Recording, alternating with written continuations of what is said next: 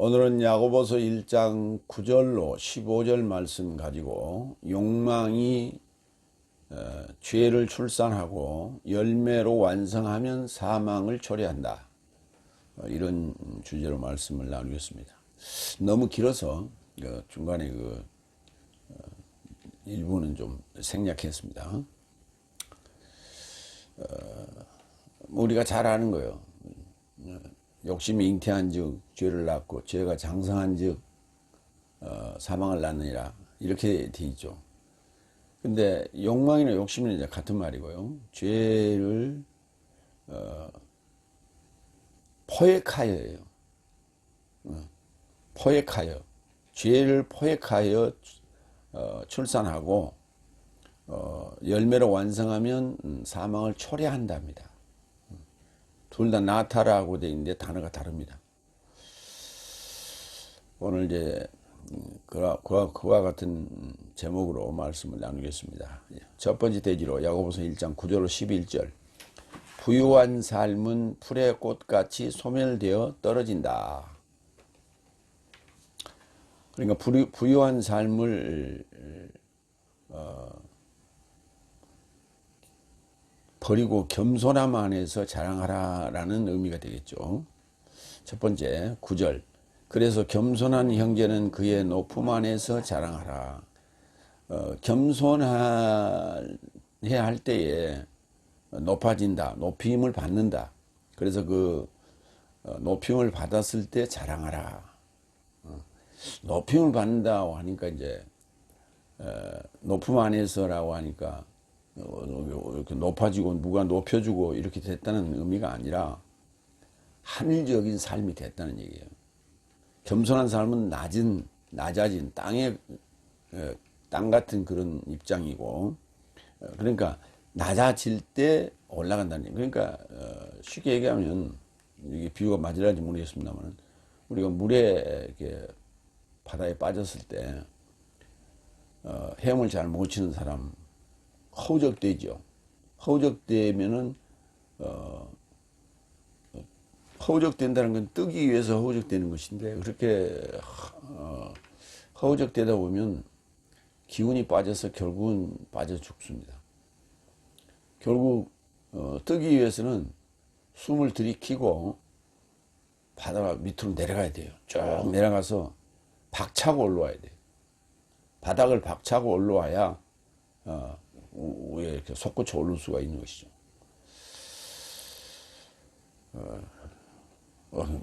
헤엄을 못 치는 사람은 뭐 그렇게 하든 저렇게 하든 위험하긴 위험합니다만, 어쨌든 그렇습니다.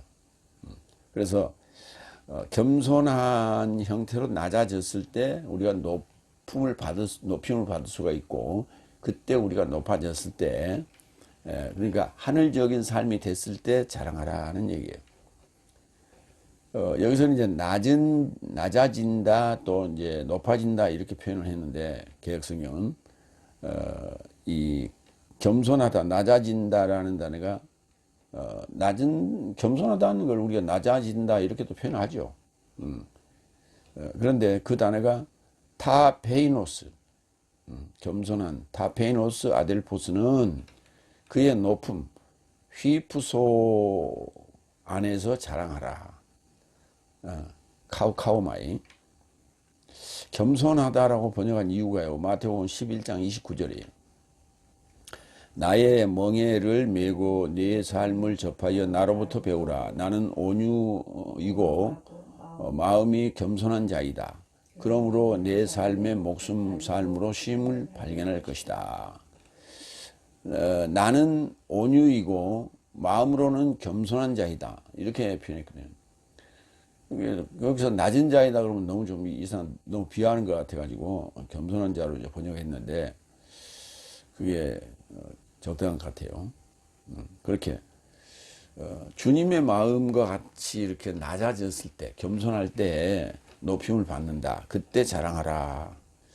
그러면 자랑을 할 때 내 자랑이 아니라 주님을 자랑하는 것이죠. 에베소 3장 18절로 봅니다. 높음, 히프소.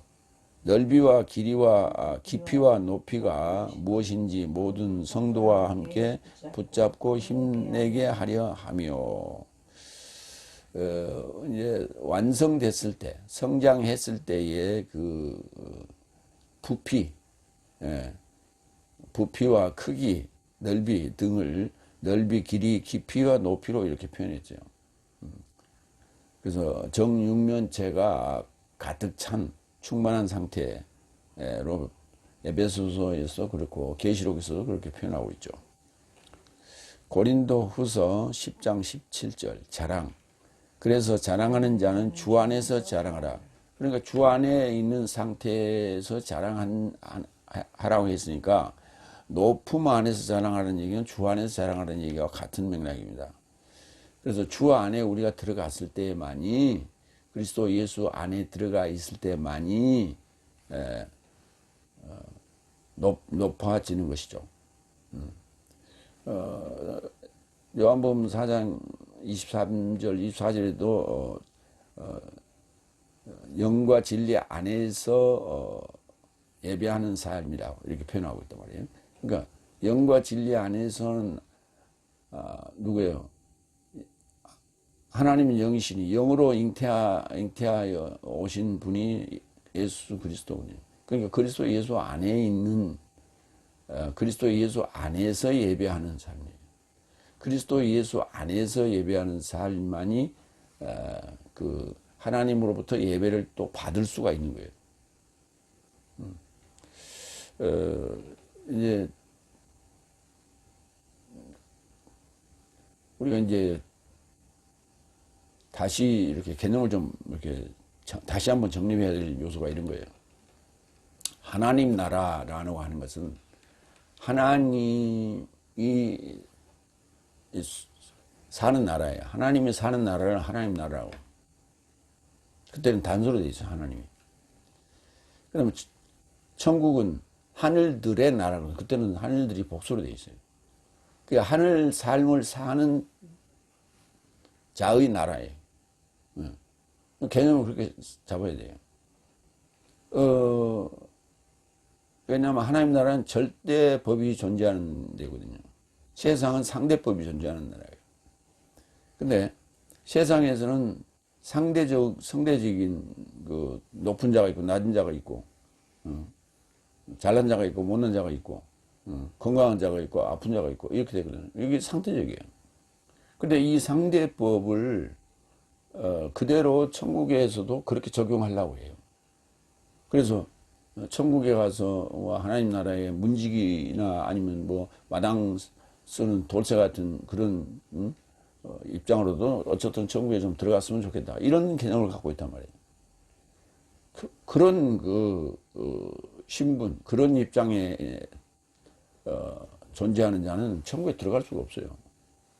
하늘 삶, 그렇게 높아지지 않은 삶은 들어갈 수가 없고, 하나님이 된 자가 아니면 거기에는 갈 수가 없는 나라예요. 그 상황을 하나님과 내와 사이의 중보자가 예수 그리스도. 그러니까 그리스도 예수 안에 내가 들어가 있을 때만이, 그리스도 예수와 하나가 됐을 때만이 아버지께로 갈 수 있다. 그러니까 우리가 죽으면 요단강 건너간다고 그러잖아요. 그 요단강을 건너갈 수 있는 배가 바로 예수 그리스도예요. 예수 그리스도 안에 우리가 배 안을 타지 않으면 그 강을 건너갈 수가 없어요. 죽음의 강을 건너갈 수가 없어요. 그럼 죽음의 강을 건너가야 아버지께로 가는 겁니다. 그런 상황 속에서 이해를 해야 된다. 그러니까 주 안에서 자랑하는 얘기가 그런 얘기예요. 문제는 이거예요. 그리스도 예수 안에 또는 주 안에 어떻게 들어가느냐 이거예요. 이게 지금 관건이에요. 들어가는 방법. 예수 그리스도와 함께 십자가에서 죽는 거예요. 그리고 함께 부활하는 거예요. 갈라디아 2장 20절 바울의 고백입니다. 이 상황이 되어야만이 내가 그리스도 예수 안에 있는 거예요.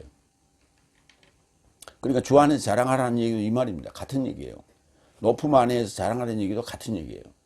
이미 전제가 갈라디아 2장 20절에 전제가 돼 있어요. 어디 그 주 안에서, 높음 안에서, 그리스도 예수 안에서라는 얘기는 갈라디아 2장 20절이 전제되어 있는 거예요. 그걸 항상 우리가 염두에 둬야 된다. 두 번째 10절. 그래서 부유한 자는 그의 겸손함 안에서 자랑하라. 그것이 풀의 꽃같이 지나갈 것이기 때문이다. 부유한 자는 천국에 들어갈 수가 없죠. 그래서 당연히 겸손함 안에서 자랑하라니. 그 겸손함이 누구예요? 예수님 자신이 겸손함이에요. 온유이고 겸손이에요. 그래서 그 예수님과 함께 같은 입장이 돼야 된다. 마태복음 19장 23절, 24절을 봅니다. 부유한 삶이라는 게, 부유한 자라는 게 부자를 얘기하는 거예요. 그러자 예수께서 그의 제자 삶에게 언급하셨다. 진실로 나는 내 삶에게 말한다. 부자는 하늘 삶의 나라에 이루고자 어렵게 들어갈 것이다. 또다시 나는 내 삶에게 말한다. 낙타를 바늘기로 인하여 지나감이 부자를 하나님 나라에 이루고자 들어감보다 더 쉽다. 부자가 하나님 나라에 들어가기 굉장히 어렵다는 얘기예요. 조금 전에 제가 말씀드렸잖아요. 거기 하늘 삶의 나라가 천국이에요. 예, 마태복음서는 이걸 천국이라고 번역했고, 마가, 누가, 요한에는 천국이라는 단어가 없어요. 하나님 나라로 되어 있죠. 풀의 꽃같이 지나갈 것이기 때문이다. 그러죠. 예. 그냥 그 꽃을 얘기하는 거예요. 나무의 꽃이 됐든 풀의 꽃이 됐든 이제 나무의 꽃은 이제 주로 이제 뭐 풀의 꽃도 마찬가지 열매를 맺는 거예요. 그런데 꽃은 당연히 떨어지는 것이죠. 영화, 꽃은 영화, 화려한 그런 화려함, 그런 것인데 그건 뭐 잠깐이라는 얘기죠. 우리 그 권력을 그 꽃에 비유해서 얘기하죠. 11호 권력이 아무리 길어봐야 꽃이 피어 있는 화려함이 10일이면 다 진다. 그런 얘기예요. 그래서 자기의 권력을 너무 자랑하지 말라. 마가복음 4장 28절. 왜냐하면 땅이 자발적으로 열매를 맺되 그 첫 번째는 싹을, 그런데 그 싹이라는 단어가 풀이에요. 풀, 코르토스. 다음은 이삭, 다음은 이삭 안에서 머문 곡식. 이게 이제 열매를 맺어가는 과정이죠. 그래서 이제 처음에 풀에 꽃이 피고 그 꽃이 떨어짐으로 이제 열매가 그 맺히고 그것이 이제 익었을 때 우리가 수확을 하게 되는 것이죠.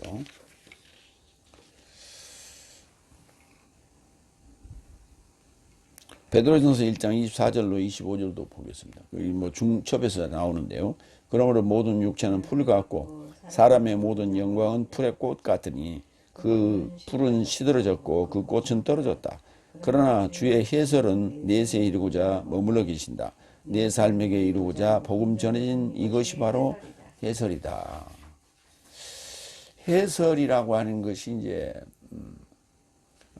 뭘까? 이게 설교인데 설명이에요. 논리적인 설명이에요. 합당한 설명이에요. 부인할 수 없는 설명이에요. 그래서 이런 겁니다.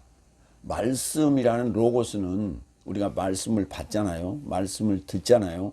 이거는 받거나 듣는 이는 하나님으로부터 내가 빚을 진 것이고 또 짐이에요. 이게 풀어야 될 짐입니다. 말씀을 받았다는 얘기는 풀어야 될 짐인데 이거를 풀지 못하고 있으면 그것이 이걸 빚이라고 하는 거예요. 근데 그것을 풀어줄 때 풀어주는 게 그게 흐르마예요. 그래서 풀어준다는 얘기는 그 짐을 나눠진다. 그래서 이제 불의한 정직에 비유해서 보면 그 빚을 진 자들은 성도들이에요. 말씀을 받은 자들이에요. 그런데 그것을 관리하는 그 청지기가 불의한 청지기라고 하는 거예요. 왜냐하면 그는 빚쟁이가 지금 아닌 상태에 있어요. 그런데 그가 이제 그 빚진 성도들의 그 말씀의 짐을 풀어줬어요. 나눠 가졌어요. 50%씩. 100은 50%씩 이렇게 100을 50으로 나눠 가졌어요. 그러니까 성도들의 짐을 내가 50%를 진 거예요. 이거는 바로 그 주인에게 여기 깎아주고, 성도들에게는 100을 50으로 깎아주고, 그 50으로 깎아준 것을 내가 대신 짐을 지는 거예요. 그래서 내가 다시 빚쟁이가 되는 것이죠. 그래서 그 불의한 청지기에서 나오는 그 비유는, 불의한 청지기는 사역자를 얘기하는 것이. 그래서 성도가 말씀의 빚을, 짐을 지고 있는데 그것을 풀어주는 것은 바로 흐레마로 풀어주는 거예요. 해설로. 그래서 그 해설로 사람이 살 것이다 그랬죠. 고린도후서 5장 17절 그같이 누군가 그리스도스 안에 있거든 새로운 창조물이다. 옛 삶은 지나갔으니 보라 모든 삶이 새 삶이 발생한 것이다. 옛 삶과 새 삶이 그러니까 옛 살이, 죽은 살이 지나가는 거예요. 지나가고 새 살이 돋는 겁니다. 옛 삶이 지나가고 새 삶이 오는 거예요. 처음 하늘과 처음 땅이 지나가고 새 하늘과 새 땅이 만들어지는 거예요. 오는 거예요. 되어지는 거예요. 발생하는 거예요. 그래서 그것을 뭐 없어졌다, 없어지고 생겼다 이렇게 되는 것이 아니라 지나가는 거예요. 왜? 한꺼번에 이루어지지 않거든요. 딱 없애. 전부 우리가 이제 집에 가재도구를 바꾼다 이런 입장에서 볼 때 가재도구를 바꿀 때는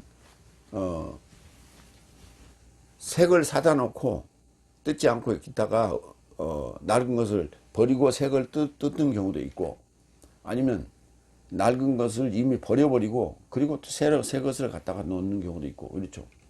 그래서 그게 완전히 바뀌는 거예요. 그러나 우리 삶이라고 하는 건 그렇게 바뀌는 게 아니에요. 지나가는 거예요. 지나가는 거예요. 우리 영상 보면은 어떤 거는 탁탁 바뀌는 게 있고 어떤 거는 자연스럽게 지나가면서 이렇게 겹쳐서 지나가는 거 있잖아요. 그렇게 옛 삶과 새 삶이 이렇게 겹쳐서 어느 순간에 겹칩니다. 그래서 지나가는 거예요. 그래서 새 삶으로 바뀌는 거예요. 그래서 지나갔다를 이렇게 표현, 디에르코마이, 파레코마이, 파레 가까이 오고 가까이 간다 이렇게 지나간다. 파레코마이. 세 번째 11절 갑니다. 왜냐하면 해가 뜨거운 열과 함께 떠오르고 풀을 말렸으니 그의 꽃은 떨어졌고 그의 얼굴의 우아함도 멸망하였다. 이같이 부요한 자도 그의 여정 안에서 소멸될 것이다. 부요함이 이제 물질적 부요함도 있을 수 있고요. 정신적 부요함도 있을 수 있고 교리적 부요함도 있을 수 있어요. 근데 그 부요함이 하나님의 것으로 부요한 건 아니에요. 하나님의 것으로 부요한 게 아니에요. 그래서 그 부요한 것을 버리라. 부자 청년의 비유에서도 예수님이 그렇게 말씀하시죠. 내 한 가지 부족한 게 있다. 네가 가진 모든 것을 팔아서 가난한 자들에게 나눠주고. 그러니까 부요함이란 건 가난한 자들에게나 필요한 거예요. 지식적 가난한 자들에게도 필요한 것이고 물질적 가난한 자들에게도 그것이 필요한 것이고, 그래서 그러니까 물질적 가난함이란 건 금방 이해가 되죠. 그러나 지식적 가난함이라고 하는 것은 뭘까요? 내가 가지고 있는 것이 하나님 나라에 쓸모없는 지식이라 하더라도 가난한 지식이 없는 자들에게 그것도 필요해요. 그래서 그걸 토대로 해서 하나님을 인식할 수 있는 단계로 이렇게 도약할 수 있는 거거든요. 그러니까 너는 그걸 버리고 도약할 수 있는 단계가 되었지만 그 가난한 자들은 아직 그 단계도 아직 안 돼 있다. 그러니까 그걸 그들에게 좀 먼저 줘라 이런 얘기예요. 그래서 두 가지 측면 다 이해를 하시면 됩니다. 해라는 단어는 헬리오스, 뜨거운 열이라고 하는 것은 카우손, 함께 떠오른다는 얘기는 아나텔로, 풀을 말렸다는 단어는 크세 라이노. 먼저 해보겠습니다. 마태복음 13장 43절. 그때 의로운 삶은 저 삶의 아버지 나라 안에서 해와 같이 빛날 것이요 들을 귀 삶을 가진 자는 듣거라. 해와 같이 빛날 것이요. 그러니까 해와 같이 빛날 것이요 했는데, 그 해와 같이 빛난 자의, 해와 같이 빛난 자, 그는 지금 뭡니까? 의로운 삶, 하나님 나라, 아버지 나라에 이미 그 도착해 있는 자죠. 그 자에게서 뜨거운 열이 발산되는 거예요. 그렇기 때문에 아직 열매 맺지 않는 그 풀의 꽃과 같은 존재들은 그 메시지를 받으면 다 타버려요. 고사해 버립니다. 그래서 빨리 뭔가 부요한 것을 버려야 돼. 자기의 부요한 걸 버려야 돼. 그러니까 대개 이제 그런 자들이 누굽니까? 다섯째 날 교리, 신학적 교리에 이렇게 쩌들어 있는 사람들. 그 사람들은 그것을 버릴 수가 없어요. 그게 큰 부자거든. 자기 자산이거든. 자기 자산이고 자기 목숨이에요. 그거 버릴 수가 없어요. 그래서 그냥 꾹꾹 싸매고 그러나 결국은 그 뜨거운 열에 그게 다 고사해야 할 수밖에 없는 것이죠.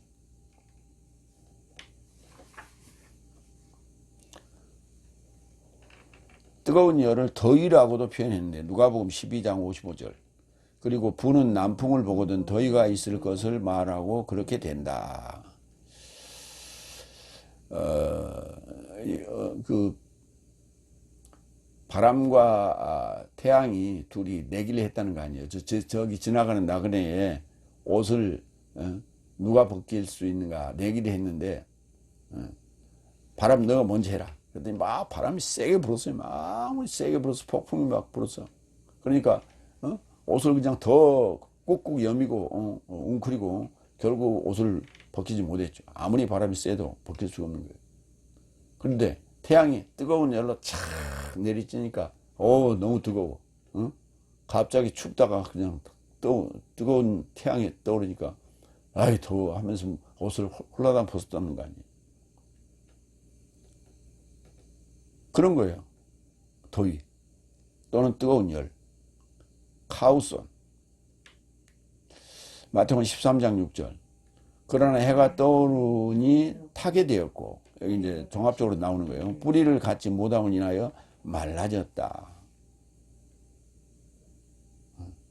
이제 돌짝밭에 관한 얘기죠. 그러니까 이거 돌짝밭이라는 게 뭐예요? 흙이라고 하는 마음 상태가 아주 바짝 말라 있는 거예요. 이 마음 상태가 그러면 뭐 옥토밭이 된 상태는 뭐냐? 하나님의 말씀을 가지고 궁금해하고 연구하고 질문하고 되새기고 또 사고하고 하는 거예요. 근데 그렇지 않고 이 돌짝밭이나 길가밭은 들으면 그냥 흘려버리는 거야. 한 귀로 듣고 한 귀로 흐른다 그러죠. 예. 듣는 말을 염두에 두지 않아요. 마음에 이렇게 담아두질 않고 그걸 그러고 또 되새김도 하지 않고 그냥 그때뿐이에요. 그때 들으면 그걸로 끝난 거예요. 공부 잘하는 사람과 못하는 사람의 차이가 뭡니까? 학교 수업은 같은 시간에 같은 선생님 말해서 같이 듣습니다. 근데 어떤 사람은 공부 잘하고 어떤 사람은 공부 못해요. 이유가 뭔가? 복습을 안 했어요. 되새김을 안 했어요. 그때 듣고 한쪽 귀로 듣고 한쪽 귀로 흘려버리는 거예요. 그러니까 돌짝밭이나 길가밭에 해당되는 거예요. 그리고 가시밭에 해당되는 거예요. 그러니까 이제 복습하려고 그랬는데 집에 가서 책을 폈는데 야 심부름 좀 갔다 오니까 그냥 그 심부름 가면서 그냥 갔다 오면서 그거 잊어버린 거예요. 갔다 와서 다시 복습해야 되거든. 근데 그냥 갔다 와서 잊어버리는 거예요. 그런 여러 가지 어떤 그 방해 요소들이 있어서 그거에 그냥 휘말려 버리는 거예요. 그게 가시밭에 해당되는 것이죠. 그러나 옥토밭은 그렇지 않죠. 그런 여러 가지 상황이 나에게 오더라도 그것을 인내하기도 하고 참고 하기도 하고, 그리고 또 그걸 수행하고 난 다음에 굳이 이렇게 하고, 마음 상태가 썩 좋지는 않죠. 그러나 우리 이제 어른들 말이 있잖아요. 석탄, 백탄 타는 데는 연기만 펄펄 난다, 뭐 이런 얘기 하잖아요. 속이 썩어야만이, 땅이 썩어야 거름지는 거예요. 옥토밭이 된다는 것은 썩어야 돼. 그래서 말씀을 가지고 인내하기도 하고 싸우기도 하고 고민하기도 하고 환난도 받고 여러 가지 그런 상황을 겪어야 되는데, 그냥 순탄하게 갔다 왔다 갔다 왔다 하면 그건 길가밭이나 돌짝밭이 해당된다. 그럼 말라져 버리고, 말씀이 말라져 버리게 되는 것이죠. 이어서 그의 꽃은 떨어졌고 그의 얼굴의 우아함도 멸망하였다. 꽃은 떨어지죠. 피부터 자빠지고 떨어지는 거예요. 근데 에크, 거기서 나온단 말이에요. 뚝 떨어진 에크돼서 나와서 떨어지는 거예요. 그래서 피부터 그의 얼굴의 우아함, 그의 얼굴의 우아함 유프레페이아, 이걸 이제 아름다움이라고 했는데, 아름다운 자도 있고, 아니, 아름다운 꽃도 있고, 그렇지 않은 꽃도 있어요. 꽃이라고 다 아름다운 건 아니에요. 어떤 꽃은, 정말, 아름답고, 어떤 꽃은 그냥 대충 볼만해 하고, 어떤 꽃은 냄새를 고약하는 그런 꽃도 있고, 그래요. 그러니까, 모습만 이렇게, 냄새나 향기나 이런 건 빼고, 모습만 봤을 때는 다 우아하지요.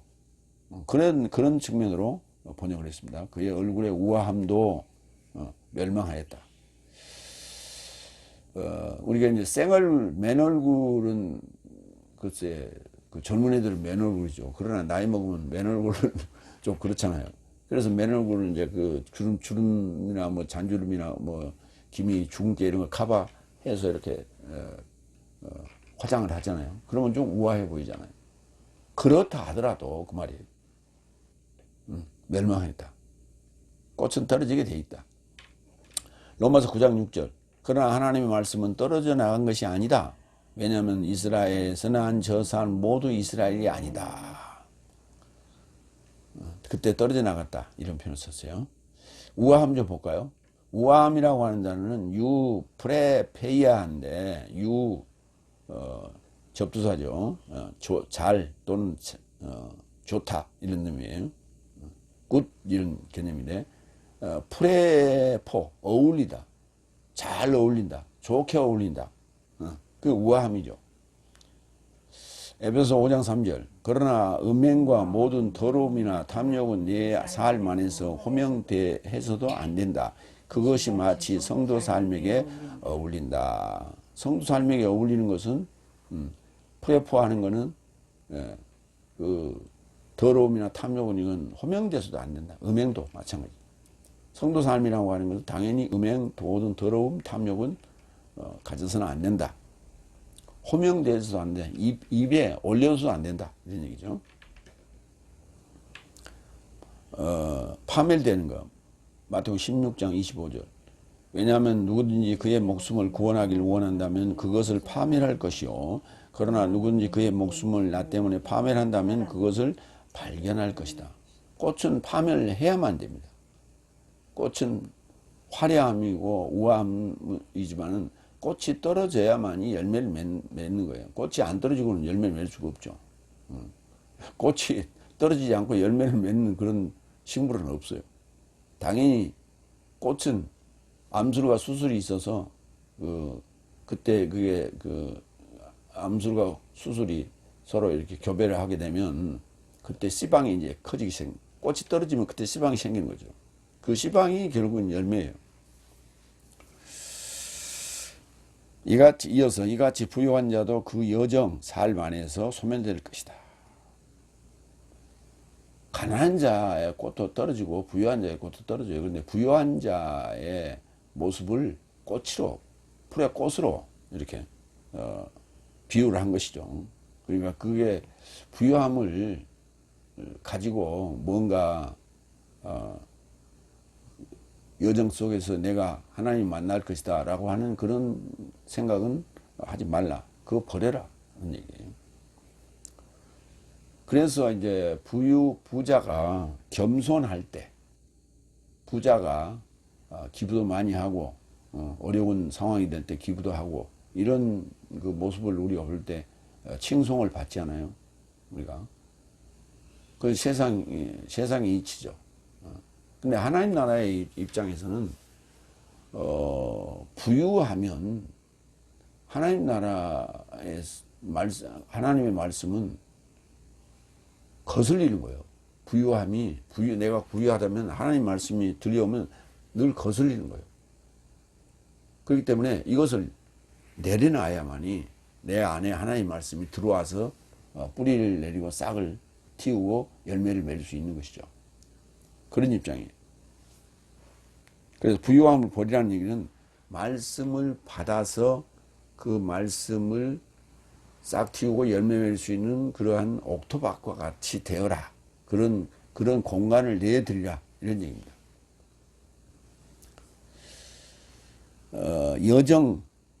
여정 속에서, 여정 삶 안에서 소멸할 것이다. 그 여정이라는 단어가 포레이아예요. 여행으로도 번역했어요. 봅시다.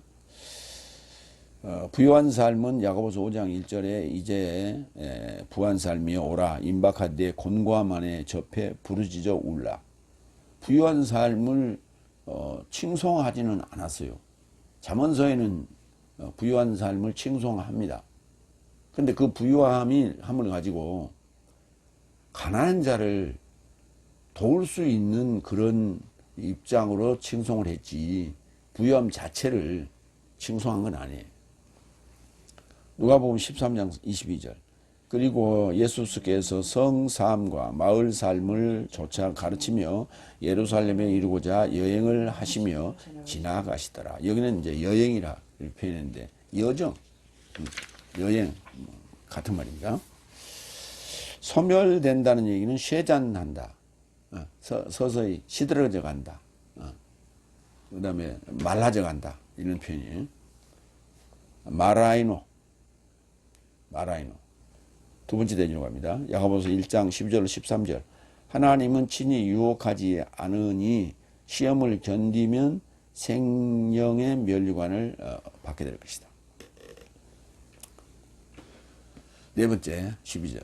행복한 사내는 시험을 견딘다. 확증된 자는 생명의 면류관을 받을 것이라고 주께서 자기를 사랑하는 삶에게 연통하셨기 때문이다. 주께서 말씀하신 내용이에요. 그러니까 시험을 견디고 확증받은 사내, 아내르는 면류관, 생명의 면류관을 받을 것이다. 그러면 여자는 안 됩니까? 여자의 머리는 남자인 아내르가 되는 거예요. 사내가 되는 거예요. 귀인의 머리는 아네르가 되고 아네르의 머리는 그리스도가 되고 그리스도의 머리는 하나님이라고 했죠. 그러니까 그게 성장 단계를 얘기하는 거예요. 성도 입장에서 사내라는 가르치는 자, 지도자의 입장이 되고 그리고 그를 그리스도라고 표현할 수 있고 그리고 결국은 궁극에는 하나님화 된다는 그런 성장 단계를 얘기하는 것이지 남자와 여자를 구별하는 건 아니에요. 그래서 아내라고 하는 남자 또는 남편이라고도 번역했는데 이건 전부 사내로 번역을 했고요. 귀내는 여인으로 번역을 했습니다. 행복한 사내는 시험을 견딘다. 시험은 언제든 올 수 있다는 얘기죠. 그래서 시험을 견디는 사내는 행복하다 이렇게 할 수 있어요. 행복하다는 단어는 마카이로스 마태복음 5장에 팔복에 등장하는 그 단어가 바로 마카이로스 형용사입니다. 행복하다고 해야지 복 있는 자가 되면 안 돼요. 네이크로바는 행운이죠. 근데 그 네이크로바인 행운을 찾으려고 세이크로바를 밟고 다니. 근데 세이크로바 뜻이 뭐냐면 행복이에요.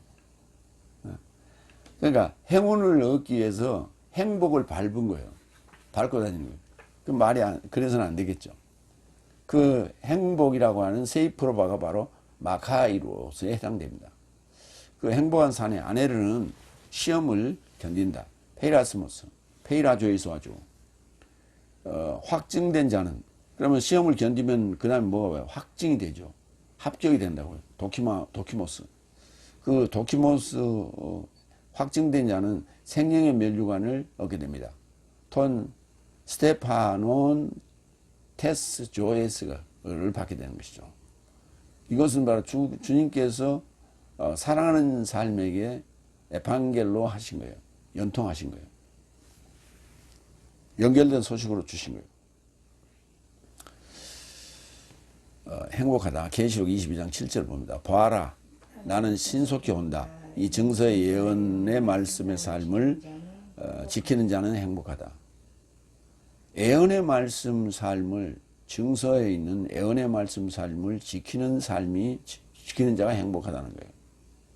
그러니까 여기서 행복한 사내는 시험을 견딘다 그러는데, 이는 이미 질서를, 예언의 말씀을 지키고 있는 자예요. 그러니까 법을 잘 지키는 사람은요, 경찰이 오든 검사가 오든 판사 앞에 서든 아무 두려움이 없어요. 그거 시험 아닙니까? 그걸 견딜 수 있어요.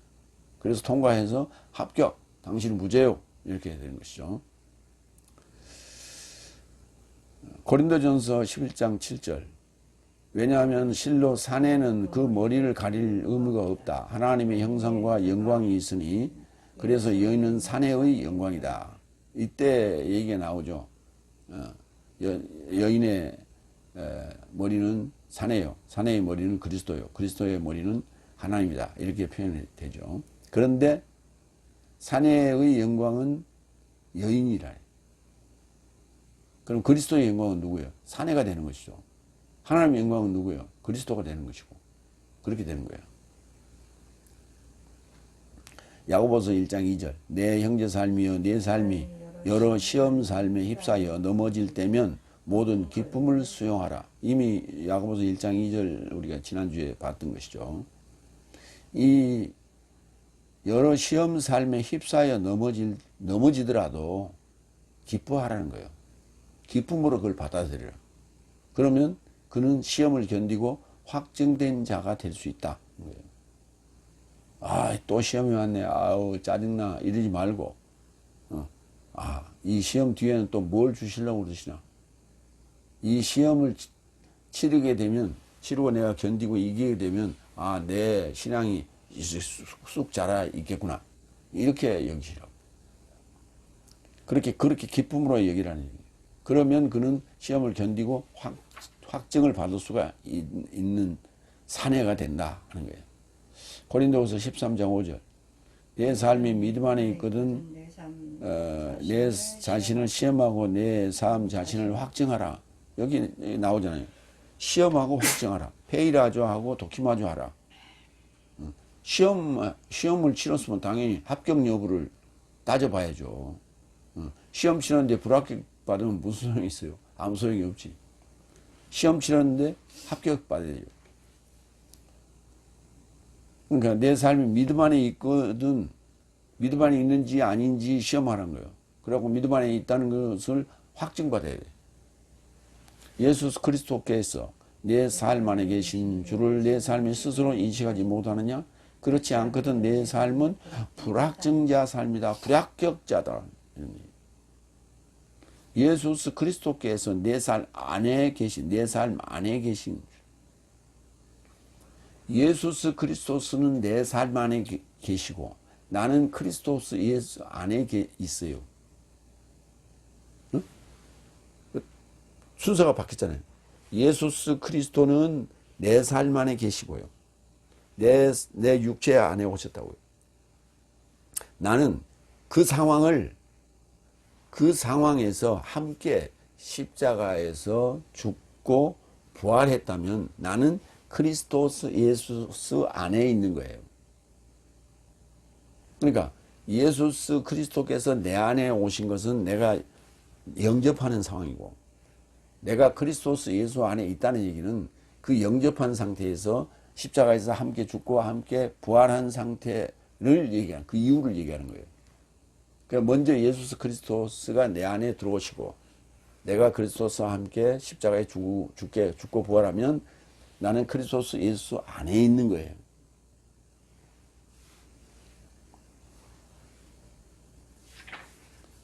그것을 이해했을 때 고린도후서 13장 5절이 시험하고 확증되는 거예요. 시험하고 확증하는 거예요. 계시록.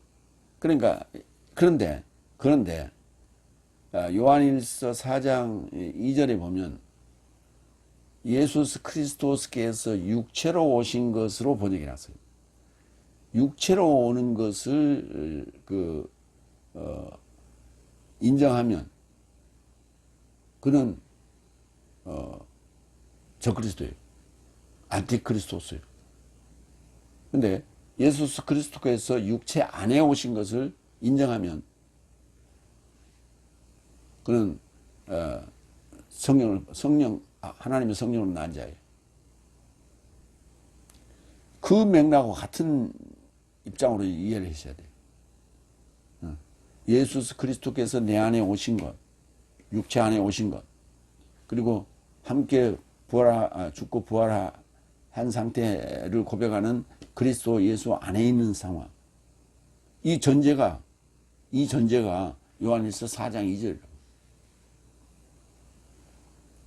2절이라고. 2000년 전에 육체로 오신 예수님, 그걸 우리가, 그건 이런 거예요. 그건 사실이에요. 사실은 진리가 될 수 없어요. 사실은 역사적인 사실이지만 진리가 될 수가 없어요. 이성계가 고려를 멸망시키고 조선을 세웠잖아요. 그게 뭐예요? 그건 사실이에요. 그건 믿음의 대상이 아닌 거예요. 믿음의 대상이 아닌 거예요. 역사적 사실은. 그래서 그것은 진리가 될 수가 없어요.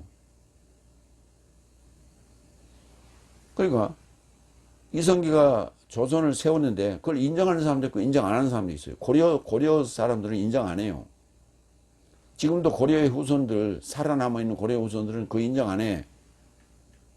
그러면 인정할 때 진리가 되는 거예요. 누구나 인정할 때.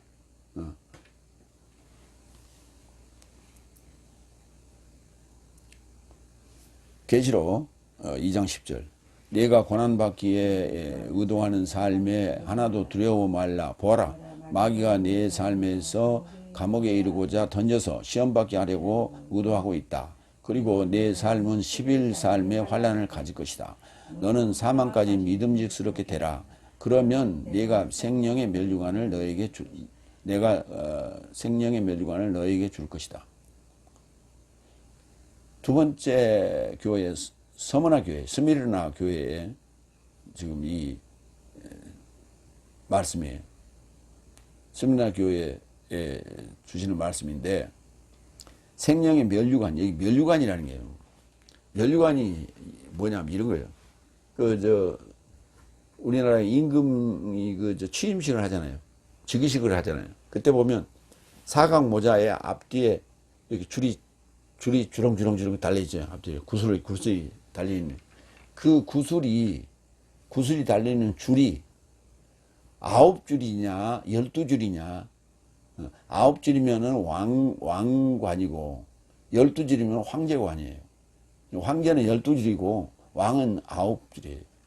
근데 지난번, 지금 하고 있는가 모르겠어요. 우리나라 얼마 전에 현대판 그러니까 지금 현대 속에서 조선 시대의 왕궁을 그리는 그런 드라마가 있었던가 봐요. 거기에 9줄 면류관을 써가지고 그것이 뭐 중국의 속국이냐 그런 비평을 받은 일이 있는데, 재밌잖아요. 그러니까 사울 왕은 9줄이고요. 다윗 왕은 12줄이에요. 그럼 왜 12줄일까? 참 재밌잖아요. 12면류관이에요. 12면류관. 황제에게 씌우는 면류관이에요. 야고보서 2장 5절. 내 사랑스러운 형제 삶이여 듣거라. 하나님은 이 세상의 거지를 택하사 믿음 안에서 부요한 삶과 그를 사랑스러운 삶에게 나라에 상속하는 삶을 연통한 것이 아니더냐. 사랑스러운 삶에게 나라에 상속하는 삶을 연통하셨다. 사랑스러운 삶의 반대는 뭐예요? 미워하는 자죠.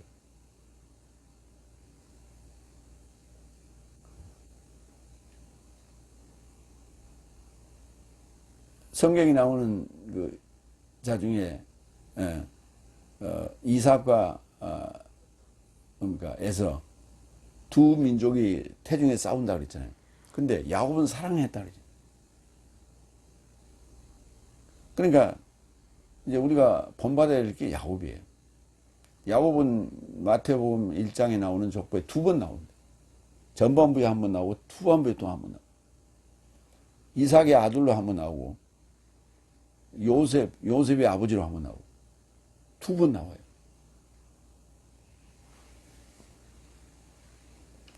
그러니까 이렇게 사랑받는 자는 뭡니까? 자꾸 이름이 이렇게 불려지는 거예요. 이름이 자꾸 불려지는 거예요. 미운 자도 이름이 불려지긴 하죠. 근데 미운 자의 이름을 부를 때 우리가 미간이 찌푸려지잖아요. 근데 사랑스러운 자의 이름을 부를 때 미간을 찌푸려 인상 쓰면서 부르지는 않죠. 그래서 사랑스러운 삶에게 나라에 상속하는 삶을 연통하셨다. 그리고 그 예수님의 족보에 41대 족보에 42대 족보 끝에 들어갈 자, 거기에 42대 나온 이름들이 다 누구예요? 사랑스러운 삶. 그 사랑스러운 삶에게 연통하신 거예요. 사랑이 그렇게 흔해 빠진 게 아니에요. 귀한 거예요. 그래서 그 42대 족보의 줄기에 그게 사랑줄기예요. 사랑줄기. 그걸 연결된 소식으로 묶어놨다고요. 그러니까 사랑하지 않고 어떻게 태어납니까? 사랑의 결과물이 탄생 아니에요. 5번째, 13절. 누구나 시험 받으면서 내가 하나님으로부터 시험 받는다라고 말하지 말라. 왜냐하면 하나님은 악한 삶에게서 시험 받지도 않는다. 그는 친히 아무도 시험하지도 않는다. 여기 시험이란 단어가요, 하나, 둘, 셋, 4번 나옵니다. 4번 나오는데 그 중에 하나는 형용사예요. 그런데 나머지 세 개는 동사인데 다 틀려요. 첫 번째, 누구나 시험 받으면서, 이거는 분사로 썼어요. 분사, 현재, 수동태, 주격, 남성, 단수로 썼어요.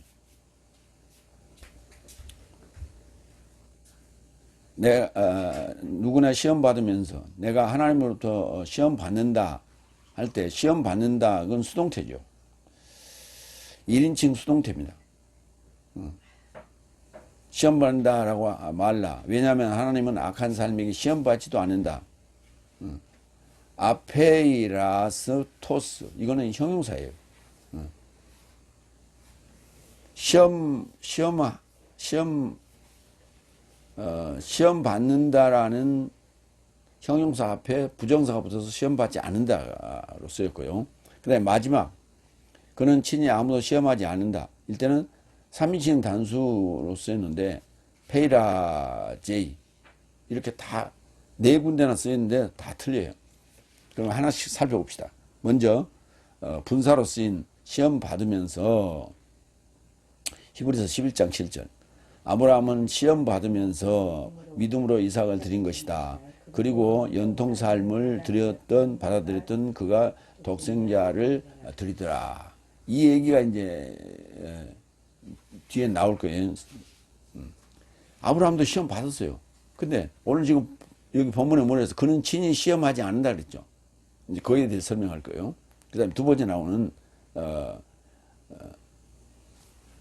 내가 하나님으로부터 시험 받는다. 이건 1인칭 단수로 되어 있어요. 페이라조마이. 이것도 한 번 쓰였어요. 여기다.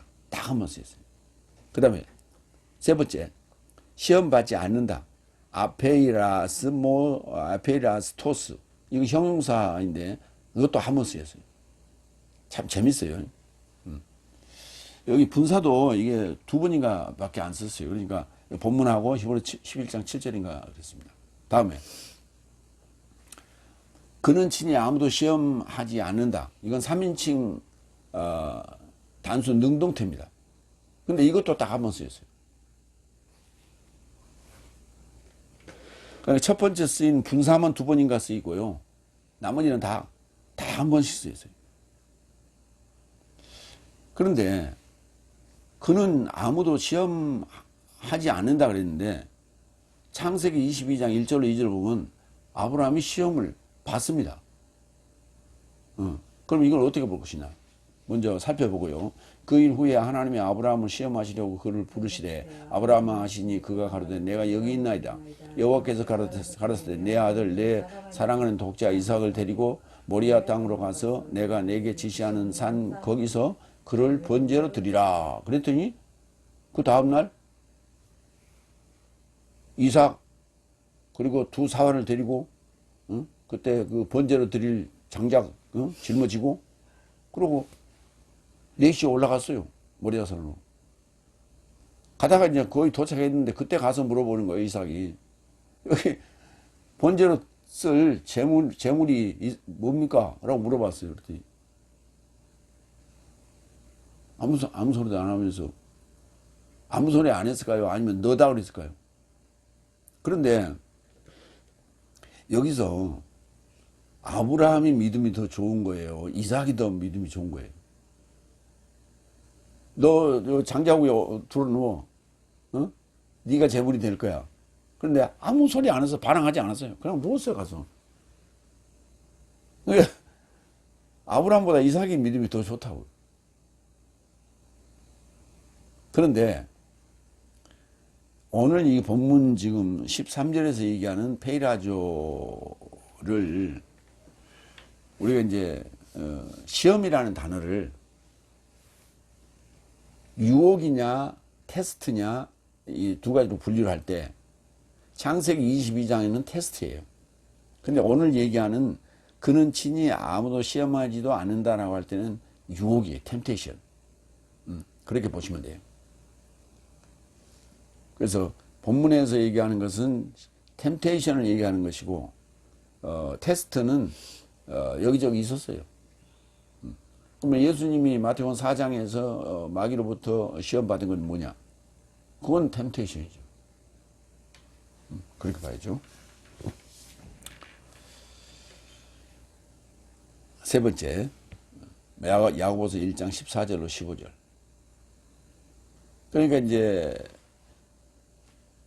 템테이션은 욕망이 포획되어서 이렇게 생긴다. 이제 그 설명이 14절에 나옵니다. 그러니까 여기 13절에 대한 보충 설명이 14절과 15절에 나와요. 욕망으로 시험받고 죄를 출산하여 열매로 완성됨으로 사망에 이른다. 이렇게 되는데 네. 여섯 번째 14절. 그러나 각자는 자기의 욕망에 의해 이끌려지고 유혹되어서 시험을 받는다. 이 페이라조를 받는데 템테이션이에요. 이때. 욕망이 문제죠. 자, 그런데 아브라함은 지금 무슨 욕망이 있었어요? 네 사랑하는 독자 이삭을 내게 번제로 드리라고 그랬더니 그냥 드렸다니까. 아무런 욕망도 가지지 않았어요.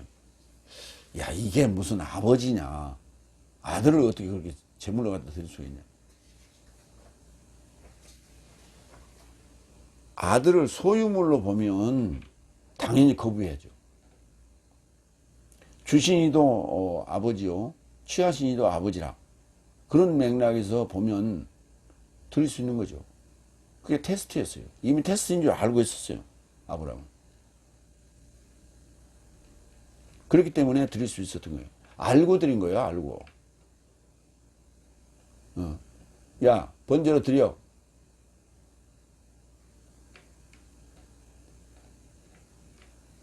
이게 전응아는 아무 생각 없이 드리죠. 근데 그때 아브라함은 전응아가 아니었단 말이에요. 알고, 이건 테스트라는 걸 알고 드린 거예요. 그 정황을 읽어보면 그렇습니다.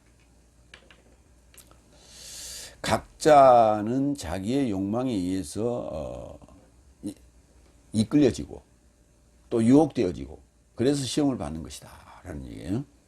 각자 자기 욕망에 의해서. 헤카스토스는 히포테스, 이디아스, 에피티미아스. 이게 중요한 이디아스예요. 자기, 사적으로, 이기적으로 이끌려지고 엑셀코, 유혹되어지고 델레아죠. 시험 받는다. 페이라제타이 수동태입니다. 이디아스 좀 보겠습니다. 사도행전 4장 32절.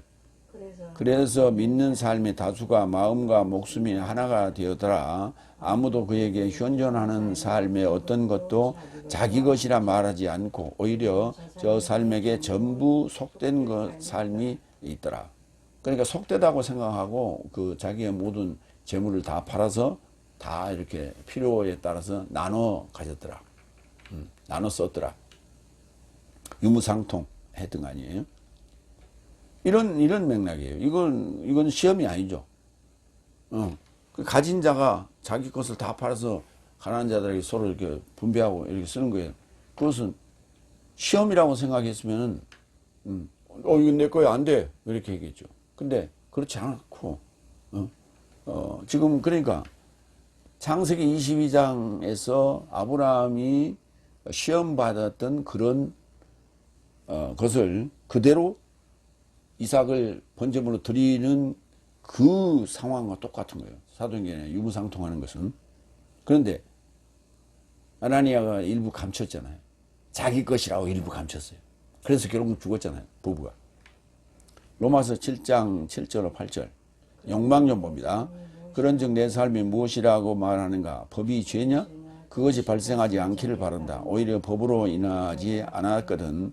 나는 죄를 알지 못했다. 왜냐하면 법이 탐해서는 안 된다고 말하지 않았거든. 내가 욕망을 알아보지 못했던 것이다.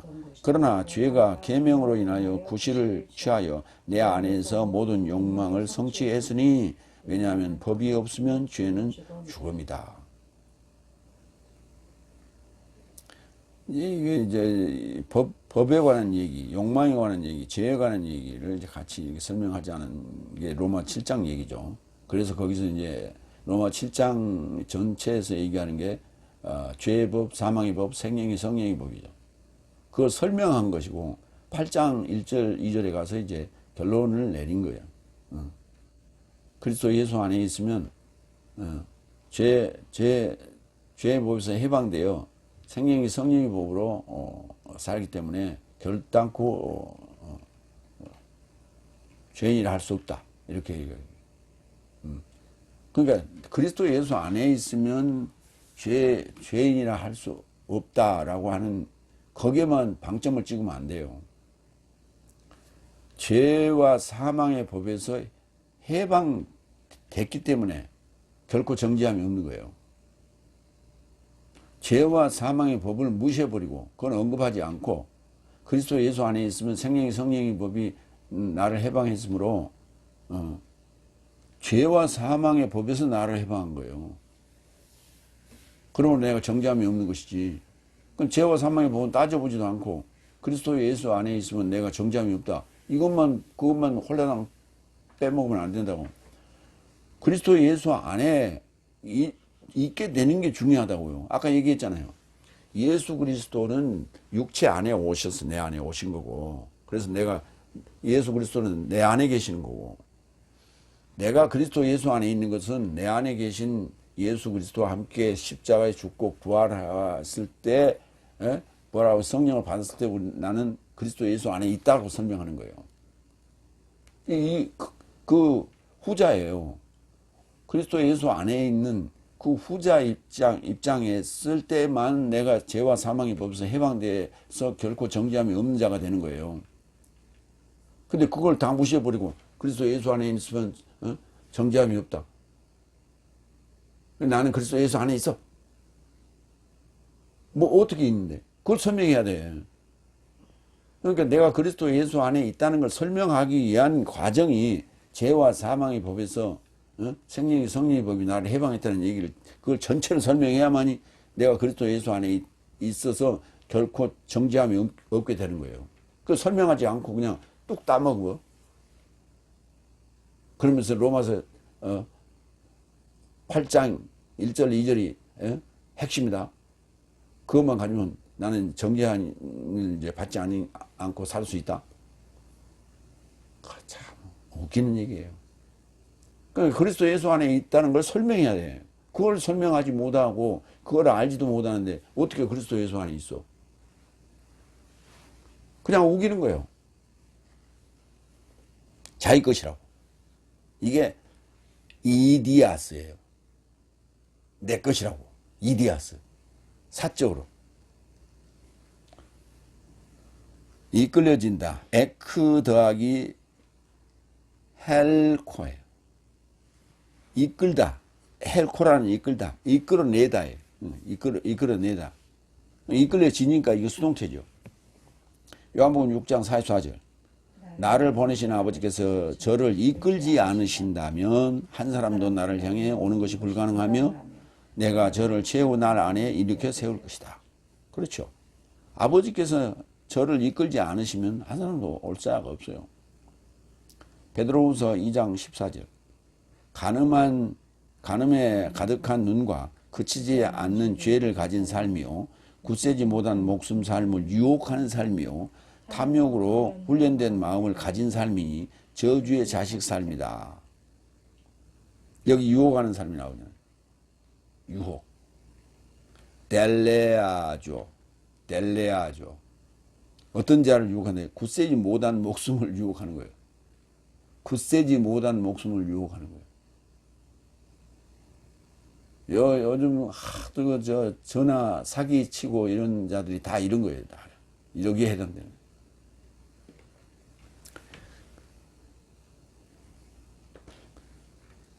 본문 여기 지금 그가 시험 받는다고 그랬죠? 여기에 또 그가 시험 받는다. 페라제타이. 동사, 직설법, 현재, 수동태, 삼인칭 단수인데 여기도 마찬가지 딱 한 번 쓰였어요. 페이라주가 많이 쓰였는데 여기 지금 오늘 본문에 나온 그 용법은 거의 1회씩 사용됐어요.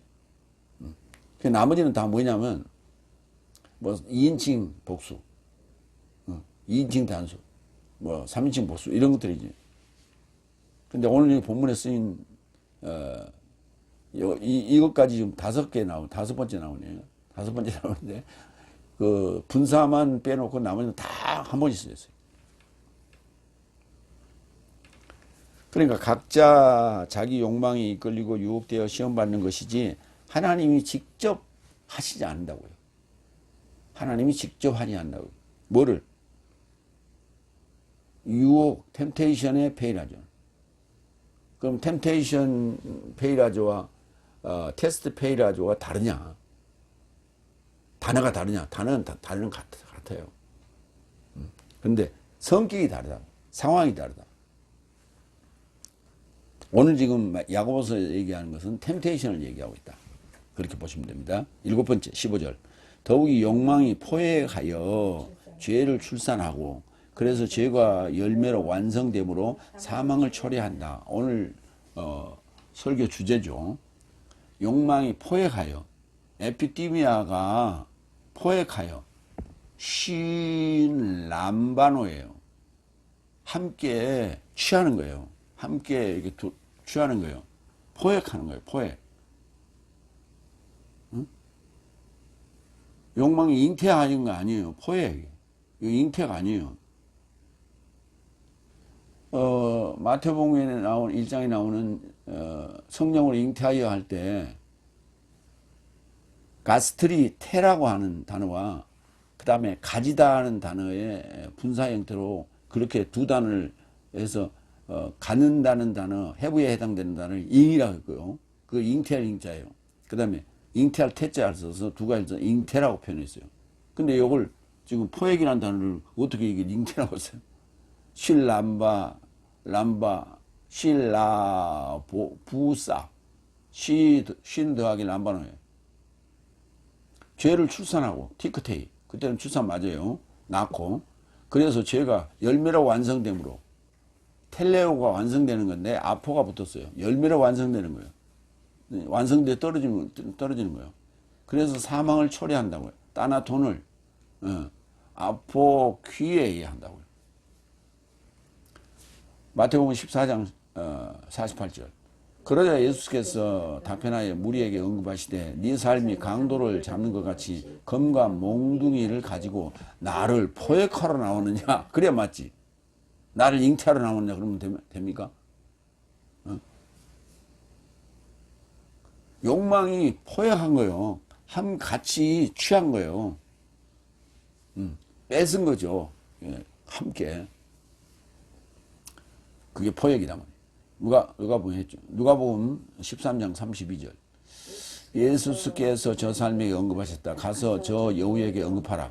오늘과 내일은 내가 귀신 삶을 쫓아내고 치유로 열매를 완성하고 셋째로 완전해진다. 이걸 이제 셋째 날 이렇게 했는데 치유를 열매로 완성하고 완전히 열매 맺는 거예요. 결과를 맺는 거죠. 그전에는 이제 이걸 지금 풀었습니다. 그전에 완료라고 했는데 그냥 풀었어요. 열매로 완성하고 그대로. 아포는 열매로 완성한다는 텔레오로 이렇게 그냥 풀었었습니다. 다음 로마 7장 13절. 그런즉 선한 것이 나에게 사망이 발생한 것인가? 그것이 발생하기 말기를 바란다.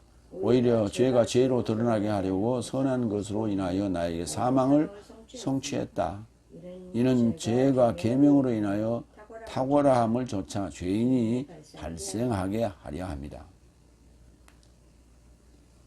네가 죄인이란 걸 알게 하기 위해서 사망의 법을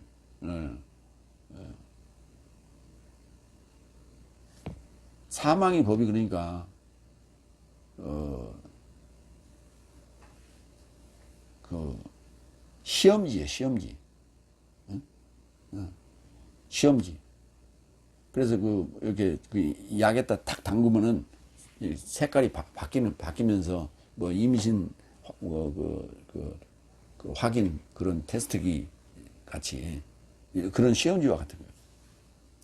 그래서 죄가 감춰져 있는데 그 시약에다 집어넣으면 그게 죄의 색깔이 드러나는 거죠. 그게 법이에요. 사망의 법. 그래서 죄가 사망이 아니라 죄의 법과 사망의 법이 따로 있는 거예요.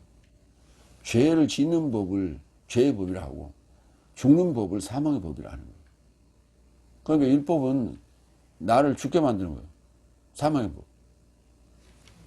죄의 법을 가지고 있는 자는 죄를 가지고 있기 때문에 결국은 죽어요. 그런데 사망의 법을 줬단 말이에요. 사망의 법을 내가 받았어. 그러면 죽게 되죠. 언제? 중간에 죽게 되는 거예요. 법을 받자 그걸 깨달으면 죽게 되는 거예요. 그러면 무슨 일이 벌어지냐? 살 수 있게 되는 거예요. 그러니까 길게 살다 그냥 죽어버릴래. 중간에 사망의 복을 받고 십자가에 죽고 부활할래 이거예요. 그 어떤 걸 우리가 택하겠어요? 두 번째 거를 택해야만이 우리가 구원받을 수 있는 거예요. 근데 죽는다 그러니까 싫어가지고 나는 그냥 길게 살다 죽을래.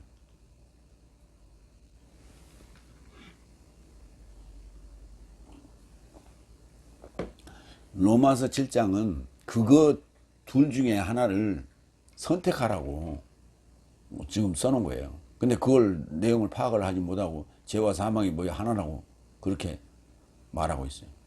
아니에요. 둘이에요. 야고보서 1장 18절 초래한다. 그가 그의 창조 삶의 어떤 첫 열매를 내 삶으로 있게 하시려고 진리의 말씀으로 결심하여 내 삶을 초래하였다. 초래라는 게 이 한문인데 미래로 불렀다고 말이에요. 미래 초대하다 할 때 초자 아니에요. 레자는 올 레자거든. 그러니까 미래로 불렀다고.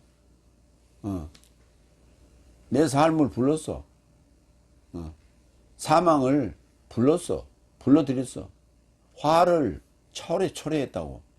화를 우리가 이제 그런 말 쓰죠. 화를 피하려다가 화를 아예 초래했다고. 그러니까 화를 면하려고 한 얘기인데 더 기름을 부은 그런 격이 됐다. 이럴 때 사망을 초래했다. 스스로 초래했다. 뭐 이런 표현을 쓰죠. 그 초래했다는 단어가 아포퀴에이 불러들였다. 화를 불러들였다. 마무리하겠습니다. 부유한 삶은 풀의 꽃같이 지나갈 것이고 행복한 사내는 시험을 견디며 확증된 자는 생명의 면류관을 받을 것이다. 하나님은 악한 삶에게 시험 받지도 않고 친히 시험하지도 않는다.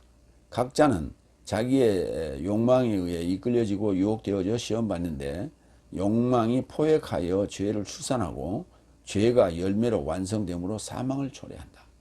이게 길게 사는 거예요. 이게 길게 살지 말고 중간에 사망의 법인 율법을 받고 십자가에 그리스도와 함께 죽고 부활하라고. 그러면 그리스도 예수 안에 있게 되는 거예요. 기도하겠습니다.